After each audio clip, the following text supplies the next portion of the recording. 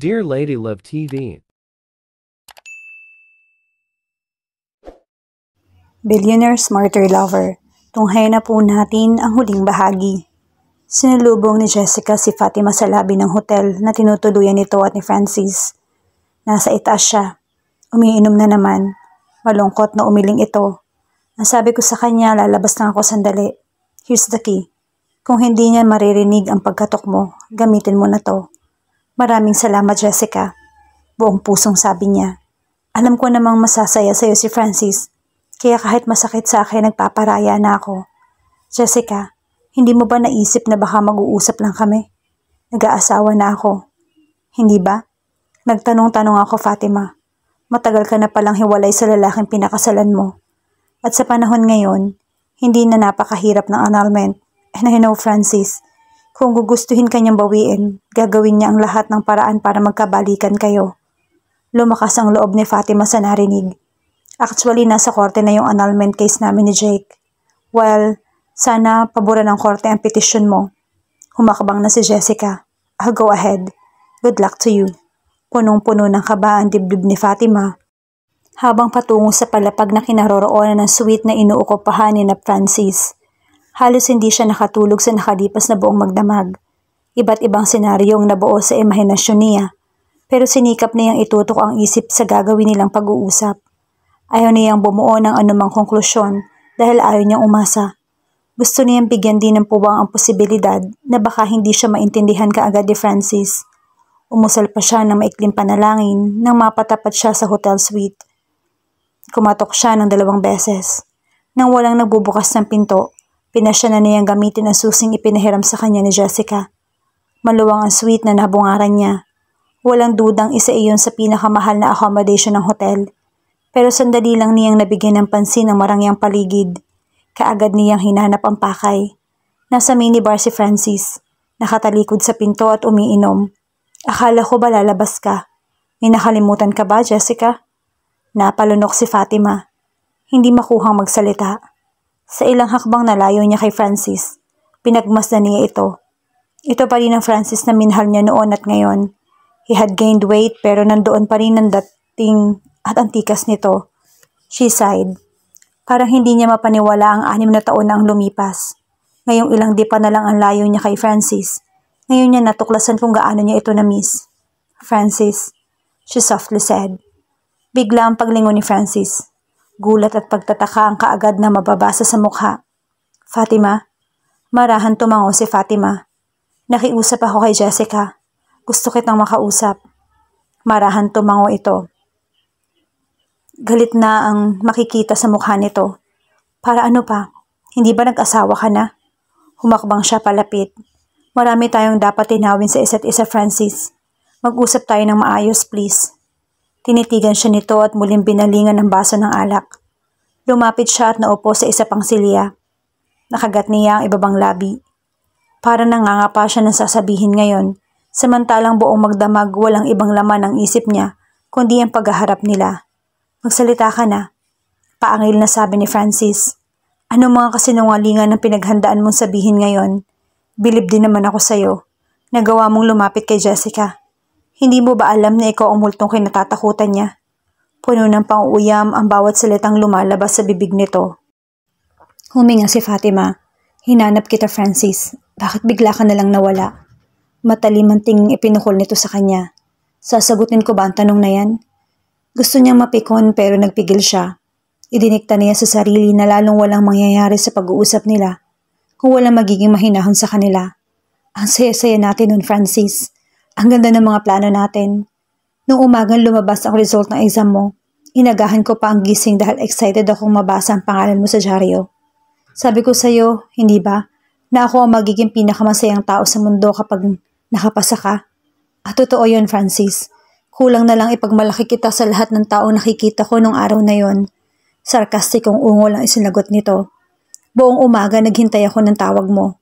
Yun ang pangako mo sa akin, hindi ba? Ako ang una mong matatawagan. Pero hindi ka tumawag. Ako ang tumawag sa inyo. Sabi ng kasambahay wala ka.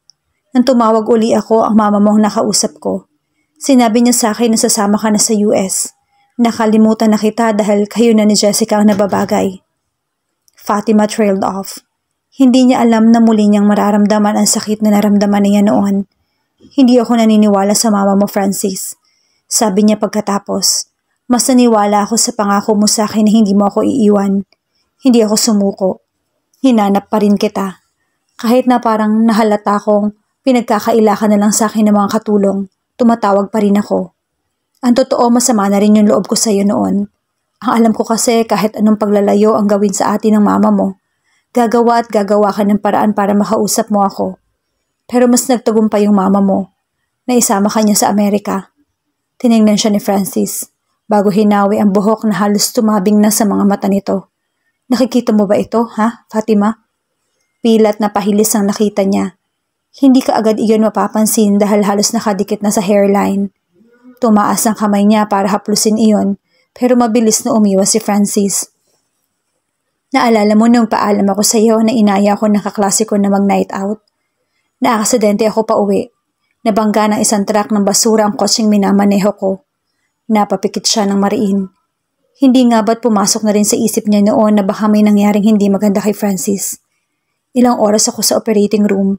Nang matapos ang operasyon, critical pa rin yung kondisyon ko. Fatima, sa bawat pagkakataon na nagkakamalay ako, ikaw yung tinatawag ko. Ikaw ang gusto kong makita, pero wala ka. Kaagad na puno ng luha ang kanyang mga mata. Ang mama mo, mahinang sabi niya. Lumagok ng alak si Francis. Nang ibaba nito ang baso, kinuha niya iyon at inilayo. Tama na, Francis, nagpapakalasing ka na. Hindi pa tayo tapos mag-usap. Lungkot ang pumuno sa mga mata nito. Malinaw ang isip ko. Sabi nito at isang marahas na hininga ang pinakawalan. I realized that my mother manipulated us. Nagawa niya akong dalhin sa US para doon na rin ipagpatuloy ang pagpapagamot ko. But I didn't recover fast. Ang sabi ng doktor, napakahina ng will ko para gumaling. And it was because of you. Wala talaga akong balak na mabuhay pa dahil wala ka na sa tabi ko. Napahikbi si Fatima. I love you, Francis. Tumigas ang ekspresyon nito. Really? Sarkastikong sabi nito. Gamot ang nagpapagaling sa akin. Nang malakas na ako, kinumpronta ko si Mama. Galit na galit ako dahil sa pagmamanipula niya sa buhay ko. Sinamantala niya ang aksidenteng yun para mailayo niya ako sa'yo. Pero Fatima, akala mo ba sumuko ako? Hindi. Umalik ako rito sa Pilipinas. Pero sayang lang pala yung pagod ko. Puno ng panunumbat na tinitigan niya ito. Nagpakasal ka agad sa Jake na yon. Francis, may mabigat akong dahilan. Hindi ko gagawin yun kung hindi dahil ganun kabilis na ipinagpalit mo ako sa iba, Fatima. Mapait na sabi ni Francis. Kumilo siya at lumapit palalo. Hinaplos niya ang mukha nito. Look at me, Francis. Umiiyak na sabi niya. And please, believe me, hindi ko mahal si Jake na kagaya ng pagmamahal na inuukol ko sa'yo. Pero hindi ko na alam ang gagawin ko ng panahon na yon. Si Jake ang nasa tabi ko. Siya ang walang kondisyon na nag-alok ng tulong sa akin. Suminghal si Francis at tinabig yung kamay niya. Kung ako lang mag-isa magdedesisyon ng panahong yon, hindi ako magpapakasal. Pero ang mama ko, siya ang nagsabing yun ang dapat kong gawin. Dahil si Jake yung gusto ng mama mo para sa'yo. Hindi sa ganon. Kailangan mabigyan ng pangalan ang batang dinadala ko. Francis, noong mawala ka, nalaman kong buntis ako. What? Nasaktan ko na ang mama sa pangyayaring yon. Nasira ko ang tiwala niya sa akin. Nandoon si Jake na nag-alok ng kasal para iligtas ako sa kahihiyan. At para na rin hindi maging illegitimate yung anak natin. Anak natin? Puno ng pagdududa ang tinig ni Francis. Nakagat ni Fatima ang ibabang labi. Ngayon pa lang yata huhulagpos na ang galit niya. Sa buong buhay niya, walang ibang lalaking umangkin sa kanya maliban kay Francis. Sobra-sobrang insultong pagdudahan pa siya nito. Tahimik niyang kinuha yung wallet sa kanyang bag. Picture nilang mag-ina ang inilabas niya. Tingnan mo, Francis. Nagpipigil na sabi niya at inilapag sa mesa ang picture. Ikaw ang magsabi kung hindi ikaw ang ama ng anak ko. Sinulyapan lang iyon ni Francis. Nasa mukha pa rin ang pagdududa at kawalan ng interes. Lumipat ang tingin nito sa kanya bago dinampot ang letrato. At gano'n na lamang ang gulat niya. Nang sa halip na tingnan iyon, iniitsa niya sa kung saan. Pati ba naman ang inosenteng bata gagamitin mo para lang pagtakpan ang pagpapakasal mo sa ibang lalaki? Yun na ang hangganan ng pagtitimpi ni Fatima. Dumiretso siya ng tayo at galit na hinarap ito. Ako pala nagsayang ng pagod, Francis. Mababa pero nanginginig sa galit na sabi niya. Nagpunta ako rito para bigyan linaw ang lahat. At dahil naniniwala ako may karapatan kang malaman ang tungkol sa anak mo. Pero sayang, nag-aksaya lang pala ako ng oras at laway. Sa shop tumuloy si Fatima. Doon siya nagpalipas ng buong maghapon habang pilit na kinakalma ang damdamin. Galit na galit siya kay Francis. Galit din siya sa sarili. Hindi niya matanggap na hanggang ngayon mahal pa rin niya si Francis.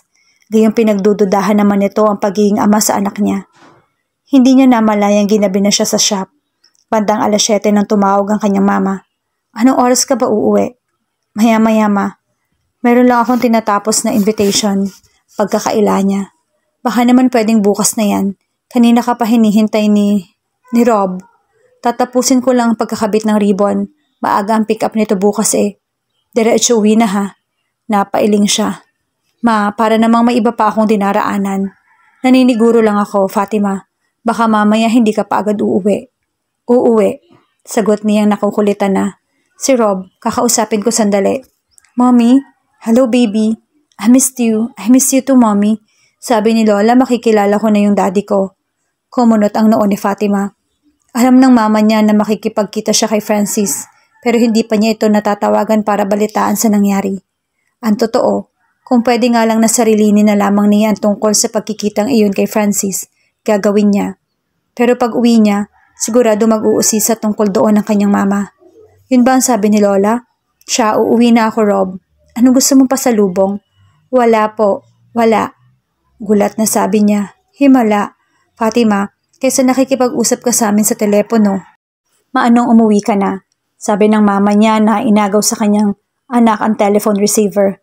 Sige na nga ma, magsasara lang ako dito. Dahil pakaramdam naman ni Fatima okay na siya. Pagkababa ng telepono ay nagsara na siya ng shop. Makikipaglaro na lang siya kay Rob pagdating sa bahay. Tutal kahit naman anong problema ang iniisip niya. Kapag ang anak na ang nasa tabi niya, parang milagrong nawawala ang anumang alalahanin niya. Naglalakad na siya pa uwi nang may maalala. Nakakapagtaka talaga ang anak niya ngayon. Unang pagkakataon iyon na hindi iyon humingi ng pasalubong. Napangiti siya. Alin sa dalawa, nakinig na rin si Rob sa wakas sa mama niya na hindi kailangan may pasalubong araw-araw o baka busog na ito. Nang dumating siya sa bahay, literal na baha sa laruan ang buong salas. Halos hindi niya napansin ang anak. Hindi ito nagkakandatuto sa kung anong laruan ang dadamputin at lahat mamahalin. Mommy, daming toys oh, sabi ni Rob na kumakaway. Ma, saan galing ang mga yan? Nagtatakang tanong ni Fatima. Sa akin, sagot ng boses na kilalang kilala niya. Mula sa kusina, lumitaw ang bultong iyon. Francis? I'm sorry, Fatima. Nagpapakumbabang sabi ni Francis. Nang umalis ka, hindi ko rin natiis na hindi tingnan yung picture at isang tingin ko pa lang doon, alam ko na, kamukhang-kamukha ko si Rob nung ganyan ang edad ko. Napahiya pa ako sa sarili ko na pinagdudahan kita. Tinitigan ni Fatima si Francis. Tinatanggap mo ng anak mo siya? Tumango ito. Nag-usap na kami ng mama mo. Mahabang paliwanagan sa isa't isa pero ang importante, naiintindihan namin kung bakit nangyari ang lahat. Humihingi na rin ako ng tawad sa mama mo. Fatima, humihingi rin ako ng tawad sa iyo ngayon. I'm sorry. Nagpakawala siya ng hininga. Parang nagulat pa siya na kakaibang gaan ang pakiramdam niya nang matapos iyon. Ang mama nga pala. Pumasok sa kwarto niya nang makitang dumating ka. Ayaw raw niyang makaabala sa pag-uusap natin. Nagkibit-balikat siya at binalingan ang anak. Rob, wala bang kiss ang mommy? Siya rin ang yumuko at humalik rito. Fatima, tawag ni Francis. Kanina ka pa ba? Casual na sagot niya. Deep inside her, hindi siya makapaniwalang nasa harap niya ngayon si Francis at walang dudang nire-recognize nito ang anak niya. Hindi na ako nag-aksaya ng panahon. Nang makita ko ang picture, kung pwede lang siguro na nilipad ko ang lugar na to, ginawa ko na. Pero gusto ko may pasulubong sa anak ko. Pinilhan ko siya ng mga laruan. Nang dumating ako rito, saka ko lang naisip, hindi nga pala ganun kadali yun. Nagpaliwanag ako sa mama mo. Matagal kaming nag-usap. And finally, hinayaan niya makita ko si Rob. Mula sa kanya, lumipat ang tingin ni Francis sa anak nilang mas nakatuon ang atensyon sa mga laruan. Nabasa niya ang matinding pananabik sa ekspresyon ni Francis at sapat na iyon para mangibabaw uli ang pag-ibig niya rito. Gustong-gusto kong yakapin yung anak ko, Fatima. Pero ayokong gawin yon hanggat hindi niya alam kung bakit ko siya niyayakap. Lumapit sa kanya si Francis at hinawakan ang kamay niya. Please, Fatima, ipakilala mo ko sa kanya na ako yung tunay niyang ama. She felt warm all over. Nangislap ang luha sa kanyang mga mata. At nang hindi na siya nakapagpigil pa, nalaglag na ang mga luhang iyon. Francis, kinabig siya ni Francis at ikinulong sa dibdib. Hindi pa huli ang lahat para sa atin, Fatima. Hindi na natin maibabalik ang mga taong nagdaan, pero pwede pa tayo magkasama-sama, hindi ba? And this time, hindi na tayo magkakahiwa-hiwalay pa. I love you. Kahit kailan hindi nagawang alisin ng galit ang pag-ibig ko sa'yo. I love you too, Francis. Halos humagulhol sa tuwa na sabi niya. Parang hindi niya kaya magsalita pa. Yumakap na lang siya at lalong isinigsik ang katawan dito. Fatima, I miss you and I love you. Mabilis nitong niyuko ang mga labi niya. It was a bittersweet kiss. Magkakasama na sa halik na iyon ang lahat ng paghihirap nila sa mga nagdaang taon at kaligayahan sa pagsisimula nilang muli. Mommy, tawag ni Rob. Nagbitiw sila ni Francis at napangiti. Yumakap siya sa bewang nito. Halika, ipapakilala kita sa anak mo. Hinawi niya ang laroang nagkalat para makalapit siya sa bata. Namimilog naman ang mga mata ni Rob sa pagkakatingin sa kanila. Nang umupo sila sa harap nito, tumayo naman ito. Rob, gusto mo na bang makilala ang daddy mo? Tumango ng sunod-sunod ang bata at puno ng pagkasabik na tumutok ang tingin kay Francis. Siya ang totoong daddy mo. Daddy? Ganun na lamang ang pagkasabik na niyakap ni Rob ang ama. Mahigpit ding niyakap ni Francis ang anak nila at hindi nakaligtas sa paningin ni Fatima ang pag-alpas ng luha sa mga mata ni Francis.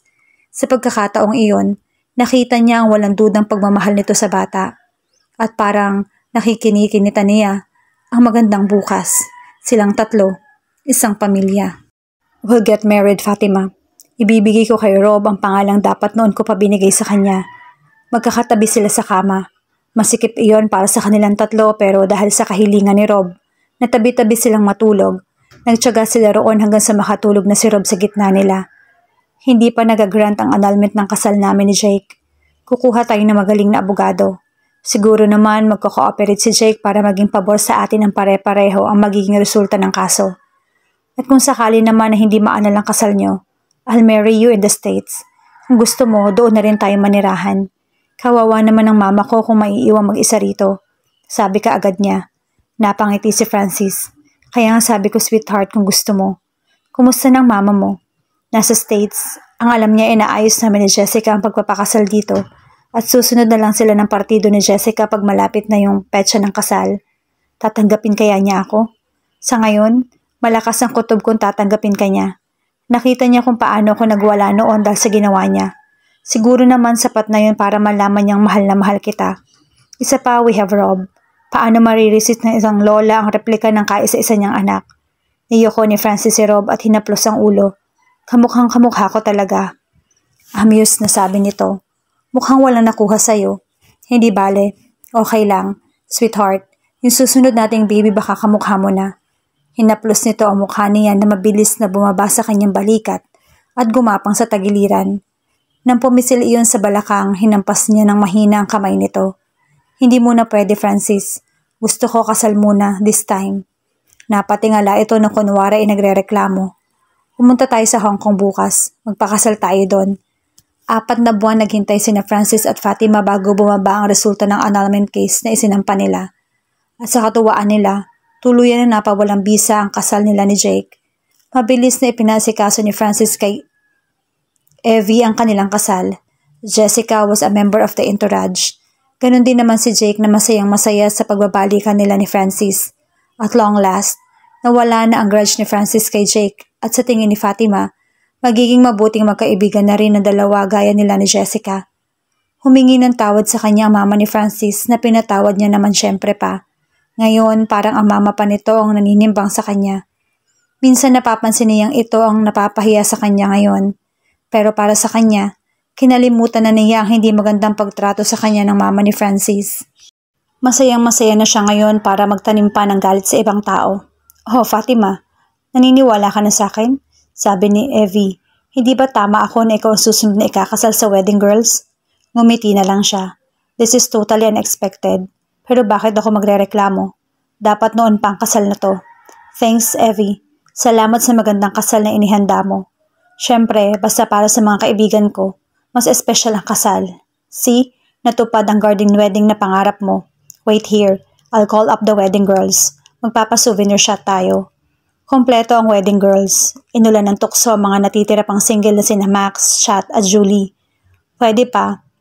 Nagpa-vaccine ako. Hindi ako tatabla ng love virus na yan. Sabi ni Julie na numero 1 tumatanggi. Tumatawa si Annie. Sige lang. Lahat kami parang ganyan din ang sinabi dati. Amen. Sabay naman nasabi na Nick at Isa. Hoy, magpa-picture na tayo. Yung mga anak ko, excited na magmarcha. Sabi naman ni Jer na 2 na ang anak. Teka muna, may speech ako para sa inyong lahat. Sabi ni Fatima. Ano kayang kadramahan yon? Nakangusong sabi ni Chat.